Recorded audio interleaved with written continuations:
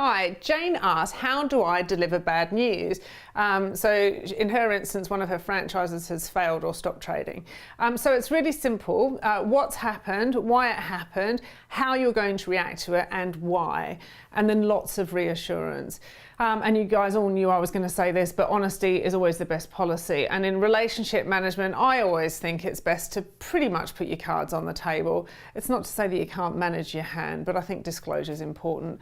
Now, Jane, I don't know the whys and wherefores of this instance, but we had one go off the rails recently, and our message to our team had to have the key components of this is very shocking, or this very shocking thing has happened. This is how we've acted to minimise damage to the brand that you have invested in.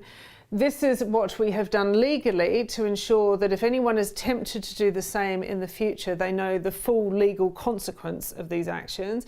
And this is why we have acted in such a way. And we love the rest of you very much onwards and upwards. Don't bury bad news. If people just get a tiny whisper and feel insecure, that will do a lot more damage than acknowledging a bad thing has happened. Managed honesty is always the best policy, and so much easier too. People do understand that things go wrong, but just be honest, acknowledge that stuff happens, put preventatives in place to preserve your brand, and move on. It's probably not as big a deal as you think it is, and you're agonising potentially over detail when actually the above will just do fine. If you want me to proof it, send it over. Otherwise, see you next week at katelester.com. Take care.